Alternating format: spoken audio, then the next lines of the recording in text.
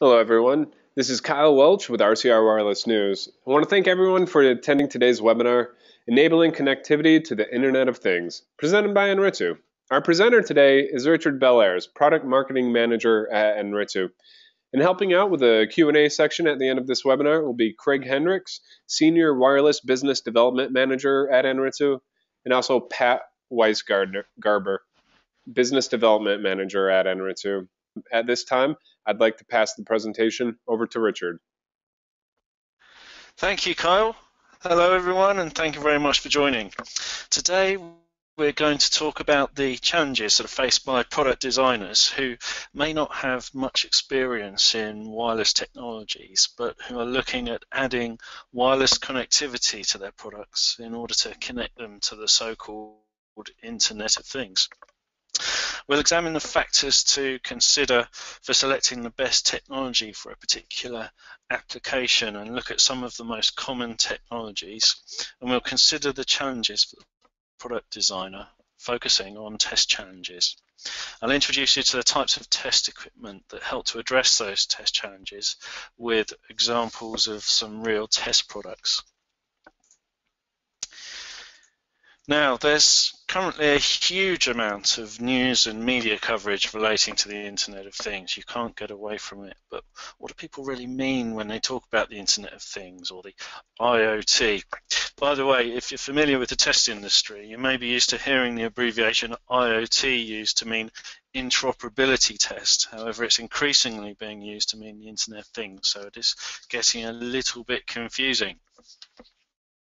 The Internet of Things is defined by the International Telecommunications Union, or the ITU, and the European Research Cluster on the Internet of Things, the IERC, as a dynamic global network infrastructure with self-configuring capabilities based on standard and interoperable communication protocols, where physical and virtual things have identities, physical attributes, and virtual personalities, use intelligent interfaces, and are seamlessly integrated into the information network.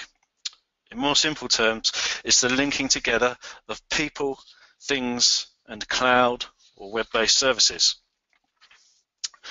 The IoT has the potential to transform products and services across nearly every industrial sector. Some examples of IoT applications are in wearables for entertainment, fitness, smartwatches, building and home automation for access control, lighting and temperature control, and connected appliances. Smart cities, where you can have residential e-meters, smart street lights, surveillance cameras, and centralized and integrated system controls. Smart manufacturing for real-time inventory management and predictive maintenance. Healthcare, where you can have remote monitoring, hospital asset tracking and access control and drugs tracking. And of course, automotive, where you can have telemetry and predictive maintenance and car-to-car communications. And the Internet of Things is being made possible by the development in technology relating to three key areas of connectivity, data processing or big data, and web-based services. Once a thing is connected, its data can be processed and intelligently mined, and the resulting insights can be used to deliver new valuable services. Now, in this webinar, we'll focus on connectivity. The Internet of Things will need wireless connectivity anywhere, anytime, between everybody and everything. It needs connectivity that is flexible, reliable, and secure. So how do we need to change the way we consider connectivity for the Internet of Things? Well, the air interfaces for cellular 2G, 3G, and 4G were all designed for specific use cases with certain key performance indicators in mind, such as throughput capacity, dropped call rates, latency, etc. The IoT brings up the need to go beyond that kind of approach. There are new challenges due to the broader range of service and device classes, ranging from short-range mobile broadband to low-end sensors. And each service type and device class has more stringent requirements than ever. For example, air interface latencies in the order of a millisecond. And some of these requirements are conflicting. For example, to support very low latency, then energy and resource efficiency may not be optimal. This is why there's no one-size-fits-all technology for the IoT. A product designer will need to consider many things in order to choose the right technology for their application.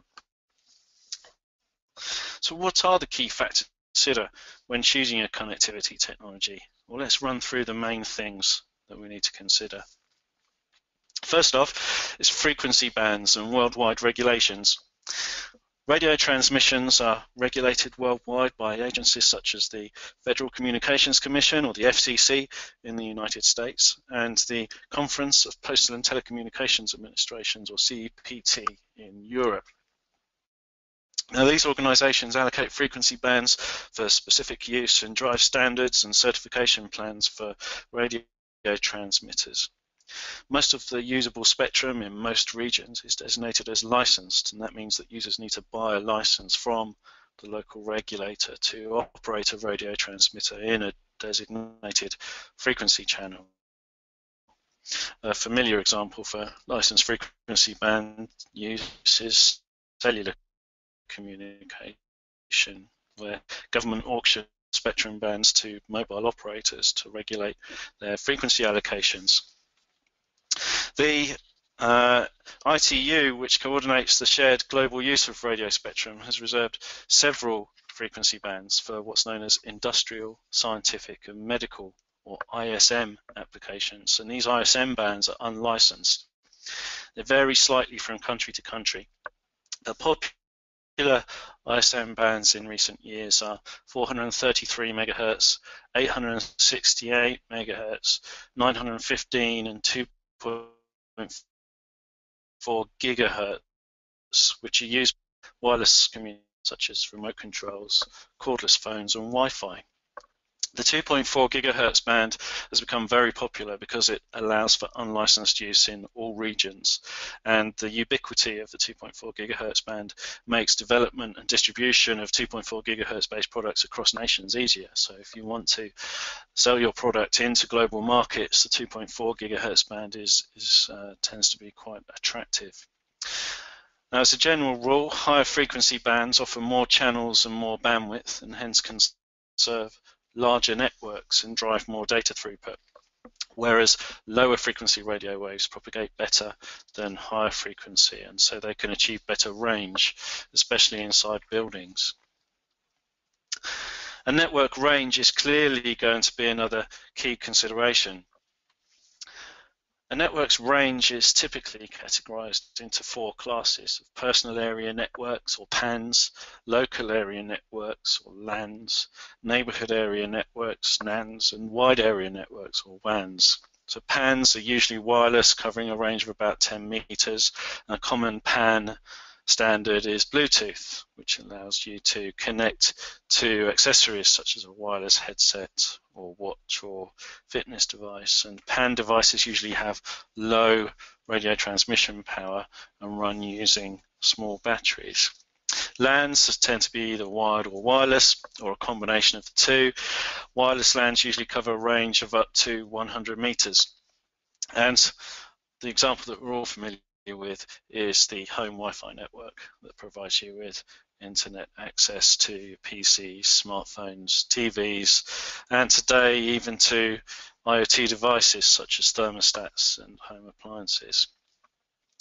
NANs are usually wireless and can reach more than 25 kilometers. They transmit at high power levels but usually relay relatively low data traffic. An example of a NAN is something like a smart grid network used to transmit data from electricity meters to the utility companies using some kind of proprietary protocol over 900 megahertz radio link. And finally, WANs, or wide area networks, are spread across a very large area, which can be as big as the entire globe. The internet is considered a wide area network, and that's, of course, built of a complex mix of wired and wireless connections.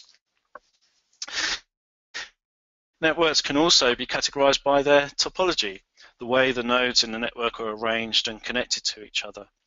Star and mesh networks are examples of fundamental network topologies, where in a star topology, all the nodes are connected to a central node, which is typically also used as the gateway to the internet.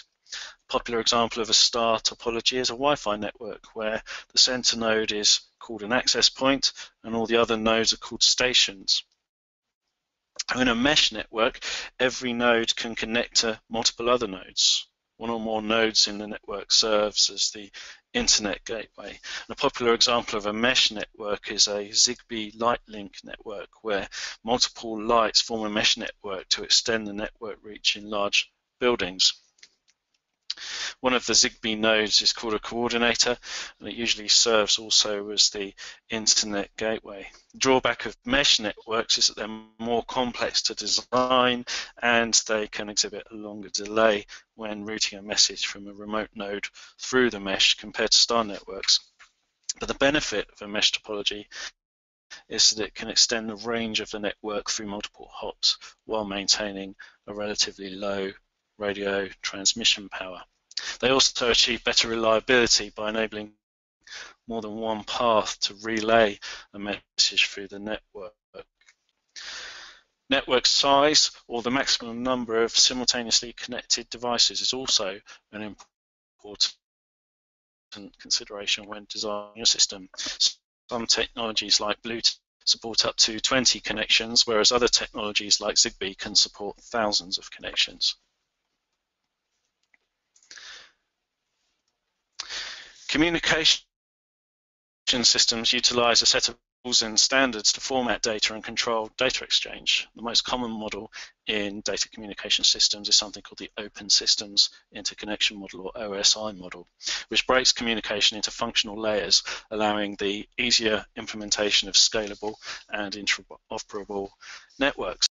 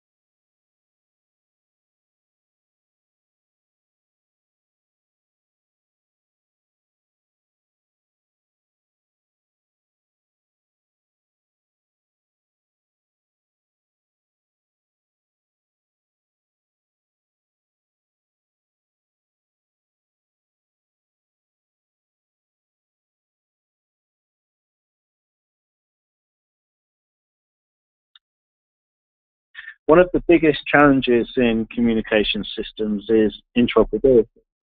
And put simply, it means the ability of devices from different vendors to exchange data. Addressing this challenge is the main goal of many of the standards organizations that define specifications and testing designed to assure interoperability between devices. Some standards define one or several network layers, while others define the entire end-to-end network specifications. The Institute of Electrical and Electronics Engineers, or the IEEE, is a non-profit organisation that has considerable focus on communication and radio engineering. One of its well-known contributions to networking technology is the IEEE 802.x family of standards. So, for example, 802.3 defines the Ethernet specification, which governs most wired computer networks today, and 802.11 defines the wireless LAN specification, which is the baseline of the Wi-Fi standard. 802.15.4 defines the wireless PAN standard used in ZigBee, 6LoWPAN, and wireless HART. It's important to point out that the 802.x standards define only the link layer of the network. The Internet Engineering Task Force, or the IETF, is an open standard organisation that's responsible for the development of Internet standards, particularly the TCP/IP stack. There are also three well-known organisations that manage certification programs today to assure interoperability between wirelessly connected devices. The Wi-Fi Alliance, Bluetooth Special Interest Group, and the ZigBee Alliance. And all three of those organisations provide member companies the option to take products through an interoperability test plan with grant rights to wear the Wi-Fi, Bluetooth, or the ZigBee logo. So in addition to frequency, range, topology, and there's clearly cost is going to be a big consideration for OT products, especially for products that are sold in high volume. In fact, the reducing cost of wireless technology is a key driver of the Internet of Things. Different applications have different data throughput requirements. Many applications don't need the kinds of speeds demanded by devices such as smartphones and tablets, which are now being measured in the hundreds of megabits per second. Applications requiring lower data speeds require less power and processing complexity. Some devices may need to transmit or receive pretty much continuous streams of data, and some devices may only need to transmit a few bits every few days, months, or even years. So the transmission pattern may also be a factor in deciding on the optimum technology for your application. Devices that are permanently installed somewhere remote or are difficult to access are going to need batteries that last the lifetime of the product, maybe 10 years or more. Clearly, applications of this sort will need to use a technology that consumes very little power. So we've reviewed some of the key concepts in wireless connectivity and discussed some of the engineering trade-offs that are going to take place in wireless connectivity system design. I think we've shown that there is not, and there is unlikely to ever be, a single wireless technology that fits the bill for all IoT applications. There are a number of technologies, each one with characteristics that will make it more or less suitable for your specific application. So let's take a look at the ones that are gaining the biggest foothold in the marketplace. There's a broad variety of standards to choose from, and the most popular ones are the IEEE 802.15.4 related technologies, Bluetooth, Wi-Fi, and cellular. IEEE 802.15.4 defines the physical and media access control layer for low-rate wireless personal area networks that are optimized for ultra-long battery life, small size, and low cost. It's used primarily for sensor and control networks. Most implementations enable data to be passed over long distances via a mesh network of intermediate devices. And it's the underlying radio technology utilized by things like ZigBee, Z-Wave, wireless HART, Wi-Sun, and 6LoWPAN. The ZigBee, for example, is an open source collection of high-level protocols that enable short-range communications among a wide variety of devices, and typical applications for ZigBee are in home automation, healthcare, smart meters, and equipment monitoring. It has the advantage of being an open source software stack that enables flexibility in implementing new categories of applications. It's supported by multiple chipset vendors, and you can get up to 65,000 nodes on one single ZigBee network. Z-Wave is a proprietary technology designed for residential and light commercial sensing and control applications, typically used in home automation applications such as lighting, heating, security, and remote control. It's a single vendor chipset solution. It operates in sub 1 gig bands and offers increased range and eliminates interference from nearby Wi-Fi and Bluetooth devices. 6 low PAN stands for IPv6 over low power wireless personal area networks, and that uses TCP/IP network and transport layers to enable end-to-end IPv6 communication, typically used in smart meters, building automation, industrial process control, and monitoring. Wireless HART is wireless highway addressable remote transducer that's directly compatible with wired HART devices, optimized for operation in industrial environments. It's typically used for industrial process control and monitoring, and in order to reduce susceptibility to fading, interference, and data collisions, it uses techniques such as frequency hopping and TDMA. YSUN is a wireless smart utility network. So that uses the 802.15.4G standards, and that's optimized for outdoor communications over long distances. So it's typically used in smart cities, smart grid, and smart meter applications. And it's highly scalable to handle thousands of nodes. Bluetooth is something that we're probably all familiar with, primarily used to replace cables and wires between portable and or fixed electronic devices. IEEE 802.11 is the wireless LAN technology used for very high data rate, content transfer and backhaul, transferring video, audio and other resources, primarily used within homes and offices. And it includes substandards 802.11b, 802.11g, N and AC.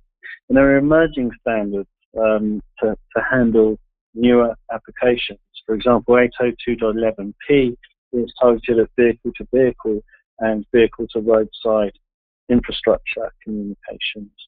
And 802.11ah is another emerging standard for low power and extended range, and that can be used for wide area sensor and smart meter networks. Finally, we have cellular communications. 2G, GSM, 3G, WCDMA, or 4G LTE cellular technology may be used, depending on the data rate requirements and service availability. As LTE is rapidly becoming the single global standard for cellular, it's likely to be the main focus for future IoT applications that use cellular. LTE enables the interconnection of widely distributed devices and networks, and transceivers can be easily deployed anywhere that coverage is available, which of course is becoming more and more widespread now that really LTE is taking off as the future cellular technology. Okay, so whichever technology is chosen, having connectivity is likely to present significant challenges for traditional product designers. In fact, every industry must redefine itself to successfully create smart connected products. Automotive manufacturers will no longer be in the car making business, they'll be in the personal transportation industry. Cars turn into smart connected transportation units. The home appliance industry might transform into the food preparation industry. We've seen examples of this kind of disruption happening in the service industry, such as Netflix versus Blockbuster. The first of these challenges is that wireless technologies are complex. As we've seen, there are many trade-offs involved in the design of a wireless system and many factors affecting performance. At the same time as products are becoming more complex, there'll be more competitive time-to-market pressures. Another challenge is that traditional embedded product designers need to learn new skills. Wireless technologies are new to the developers who are used to designing traditional or unconnected products. And the challenge I want to talk about for the rest of the session is testing. Product designers need to gain an appreciation of the common pitfalls and problems that can occur, how to ensure that products are compliant with regulations in the geographical markets they're targeting. New equipment is needed to gain visibility of what's going on in the RF signals and communication protocol exchanges. And of course, design teams will need to learn how to use this equipment to maximum effect. Now we'll look at the test challenge in more detail, starting off by considering the kinds of testing that will be needed. Well, I've drawn this simple model here to show that the types of tests will need, the types of tests that are needed will change depending on the combination of the stage in the product development life cycle and the functional layer under test. The testers' needs will change throughout the product life cycle. For example, during design validation, it'll be important to be able to easily change test parameters. The designer is likely to want to perform what-if scenarios to understand the device's behavior under different conditions. Additionally, the tester may want to stress test the device by repeating tests with a full sweep of different parameter combinations. So equipment that allows this type of test to be configured easily and run automatically will be very useful for this stage of the product lifecycle. Certification testing needs to be conducted using fixed watermark tests that can't be modified by the user. The tests will typically have been validated by a third party and approved by an industry certification body or industry regulator.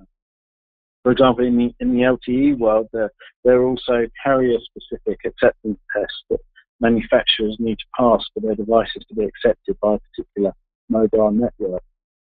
The factory production testing, the key here is speed of process. Tests need to be integrated into a high-volume manufacturing process.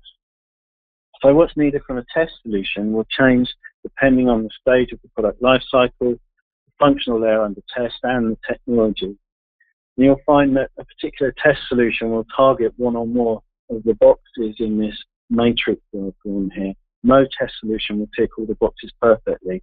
And this means that having a good idea about where your testing requirements fit can help you to identify the best test solution for your particular need. So now we have an idea about the types of testing. Let's look at how to achieve it. Well, as we've seen, what's needed from a test solution will change depending on the stage of the product lifecycle, the functional layer under test, and the technology.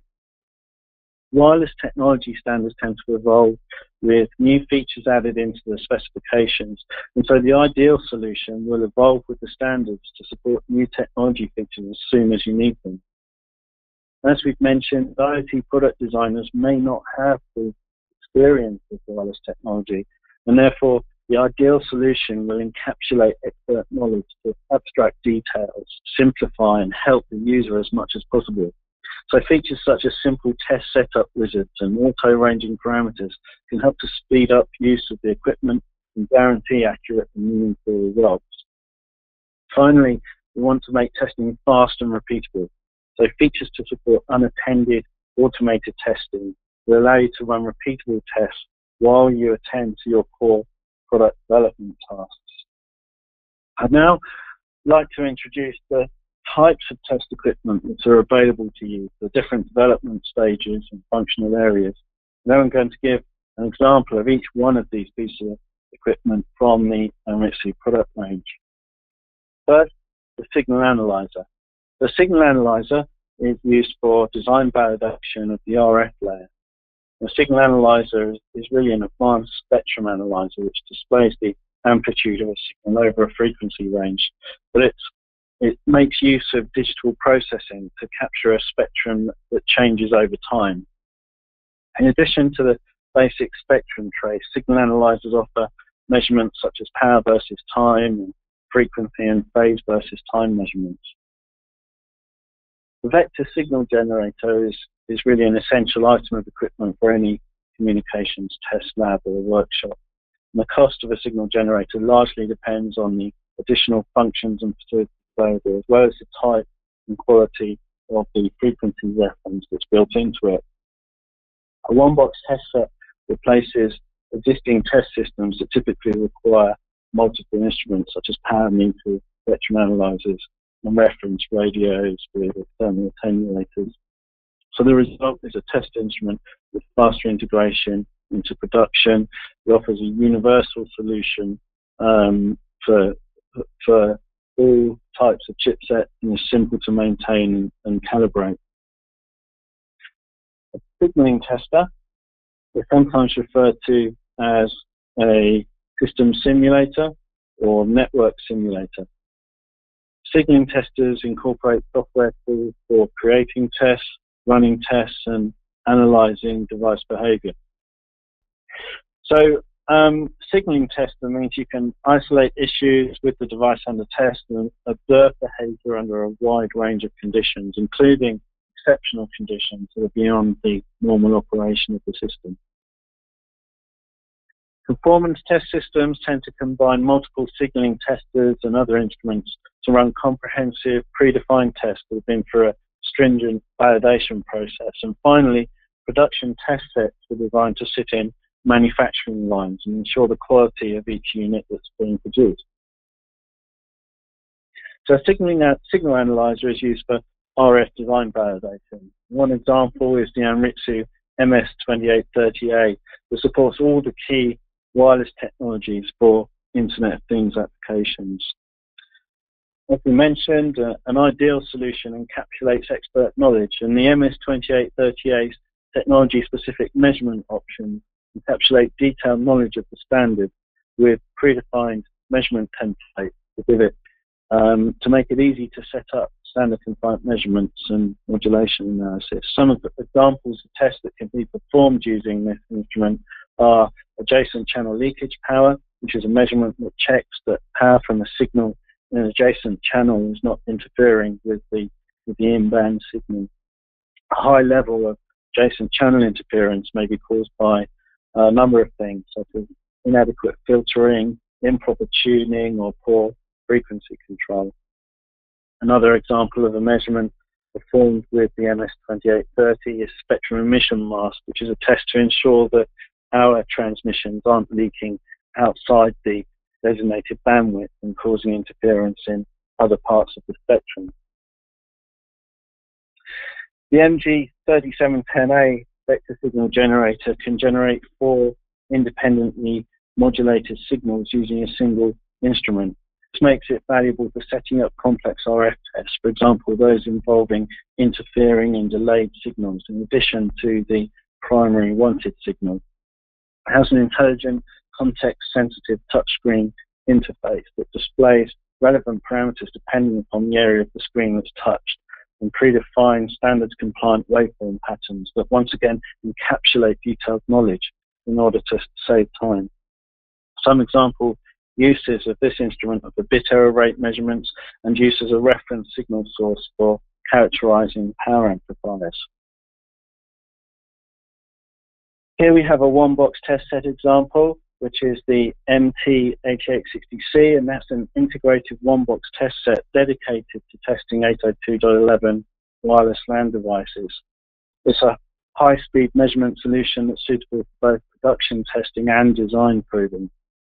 The MT8860 replaces existing test systems that typically require power meters, spectrum analyzers, and gold radios as reference quality radios with external attenuators.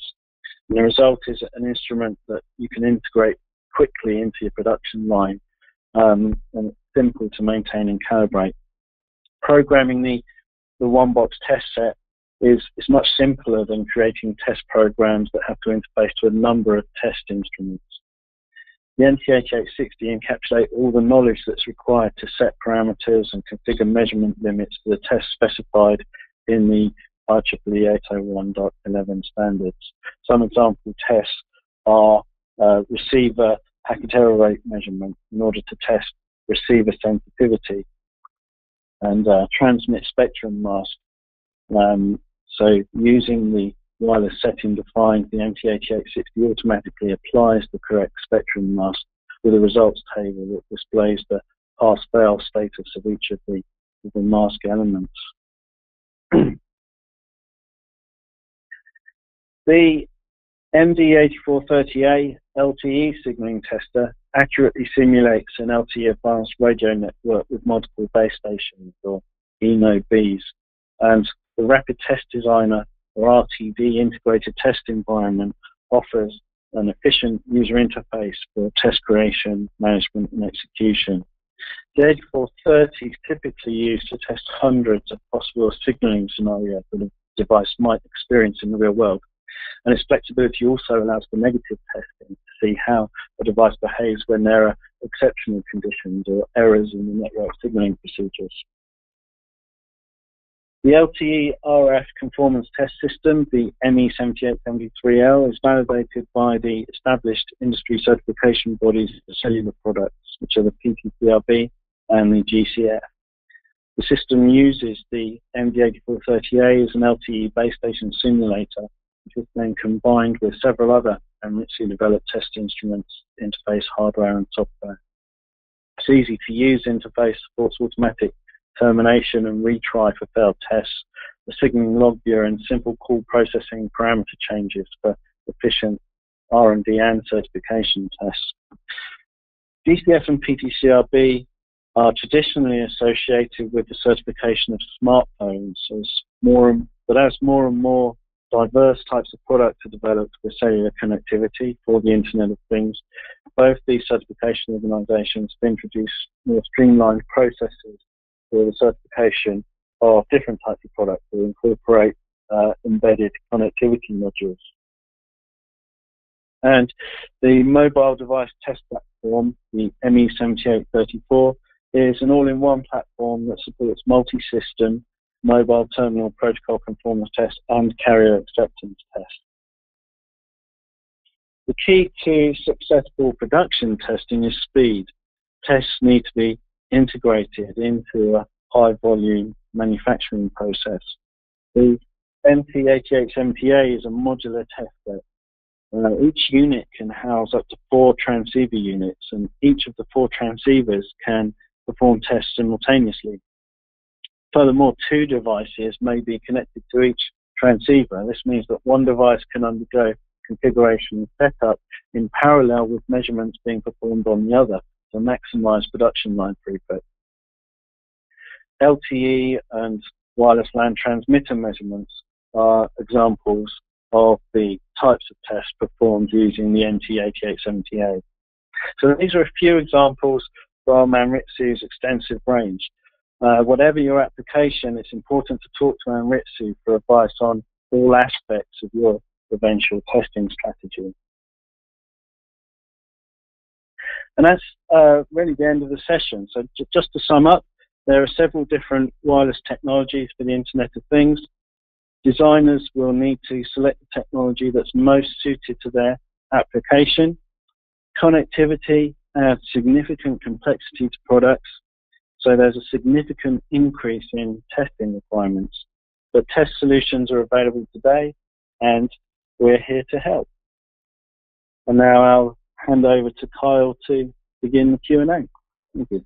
Thanks, Richard. That was a great presentation. Anyways, we have time for a few questions here, so if anyone has any questions, please submit them via the control panel. So, Richard, the first question we got in is earlier in the presentation, you talked about LTE being the cellular technology that will be widespread for the IoT. LTE, as we know it, has been developed to meet the needs of mobile devices such as smartphones and tablets. Do you think that LTE, as we know it today, will be used for the IoT, or will it need to face some changes? Yeah, so simply it will need to change. The 3GPP LTE standard has been evolving with new features to support what's called in the 3GPP group machine-type communication, or MTC, for some time now, and it continues to do so. So, for example, in release 12 of the 3GPP standard, there were new device categories introduced that support reduced data rates and things like half-duplex communication, so that the transmitter and receiver don't need to operate simultaneously, which means you can simplify the design of the RF front end and therefore reduce cost. And then there are further device categories being introduced in release 13 of the LTE specifications. All right, great. Next question we had come in is, you talked about the several wireless technologies such as 802 technologies. Is there one technology that you think will win out for IoT over the others, or do you think it'll be a different technology altogether? As we discussed, IoT applications will have a broad spectrum of different needs, and really the optimum technology to meet those needs will depend on many different factors, such as frequency, network range, cost, data throughput needs, etc. So I feel there's unlikely to be a one-size-fits-all technology, and product designers will need to select the technology that most closely aligns with their application. All right, thank you. Next question we have, and I'd like to, definitely bring in Craig and Pat on this one as well. So, what about security? Does that impact the technology selection we have available? Well, I'll kick off with that, Kyle. And yeah, I think security is going to be a very important consideration. For example, all the data being harvested in an automated fashion, but you've got to think about who has access to the data, so privacy concerns, what type of information is actually being collected. It's not too far of a stretch to think of problems could be in the wings when you've got devices that can monitor environmental controls and critical infrastructure and medical devices and transport systems. Right. And Craig, do you have any feedback as far as security? Well, I've seen some things in the news lately about cars being hacked. For example, there was one recently about how a team of fairly experienced people from a trade magazine or something spent weeks or months, and they found a way to hack into some Chrysler Jeeps that were on the Sprint network. And from what I read, it looked like it might have been some things that that Sprint could have done more. It wasn't necessarily the technology standard, but the carrier in that case that left some vulnerabilities. So it could be vulnerabilities on the carrier. There could be vulnerabilities on the particular design and implementation, that need to be plugged. And a lot of the solutions that we have, like signaling testers, are really good at being able to look at the connections that are happening over that wireless standard. Yeah, I think security impacts a lot more than just the wireless interface. So when selecting the wireless interface, you obviously need to make sure that it allows you to encrypt the data so it can't be viewed by an attacker. And you need a strong authentication mechanism to make sure that all devices and people accessing the system are who they say they are. One benefit of using an off-the-shelf standard versus your own proprietary implementation is that these kinds of mechanisms will already have been built in and tested to give you more confidence.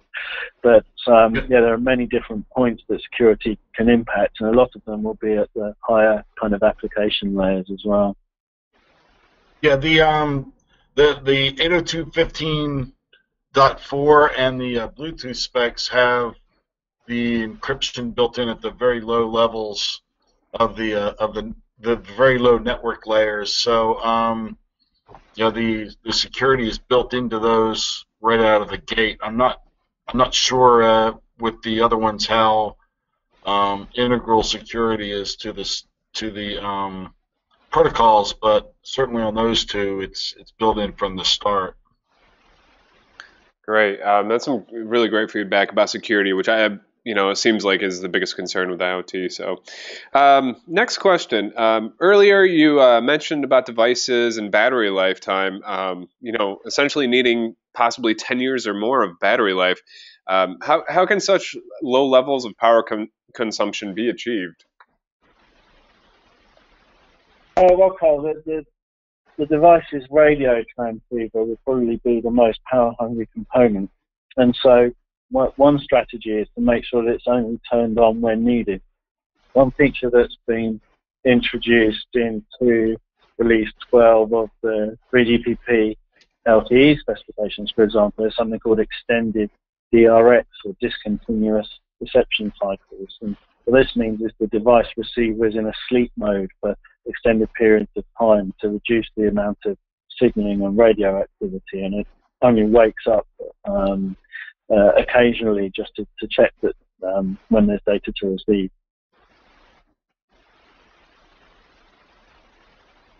All right, great. And kind of a follow-up question to that. So, in this scenario, if cellular devices have a lifetime of 10 years or more with no physical changes, then will there also be a requirement to switch network subscriptions? Yeah, it's a good question. It's quite possible that that kind of flexibility will need to be built into these devices. And so there is work being done to develop a new category of SIM called an embedded SIM to meet the requirements of machine-to-machine applications. And that embedded SIM standardization is already happening. All right, thanks. Looks like we have time for just about one question, and we'll take this one around the table. So we'll start with you, Richard. So, as IoT is we've seen a lot of development in 2015 and definitely ramping up for 2016. What do you feel, some of the major roadblocks standing in the line of IoT are at this state? I think it's really standardization of IoT platforms. It is a roadblock, and concerns that people have about security and privacy. And then, Patrick, did you have any feedback on kind of the future of IoT and development and any issues that you see along the way? Well, I think, like Richard said, I think the challenge is going to be interoperability. Also, at the basic level, there's always going to be a cost resistance at the end user side of it because everybody already has working appliances for different things. So I think to just go out and wholesale switch out all your light switches and switch out all your appliances just to get IoT in is not realistic. So I think the fact that it's just going to be a staged rollout as existing devices approach obsolescence, and if there's not a huge cost premium for it, then consumers will be much more likely to adopt the technology. Okay, great. All right, I want to thank everyone for attending today's webinar, Enabling Connectivity to the Internet of Things, presented by Anritsu. Again, our presenter today was Richard Bellairs, Product Marketing Manager at Anritsu. And participating in our Q&A, thank you to both of you guys, Craig Hendricks, Senior Wireless Business Development Manager at Anritsu, as well as Pat Weisgarber, Business Development Manager at Anritsu. Thank you, everyone, and have a great day.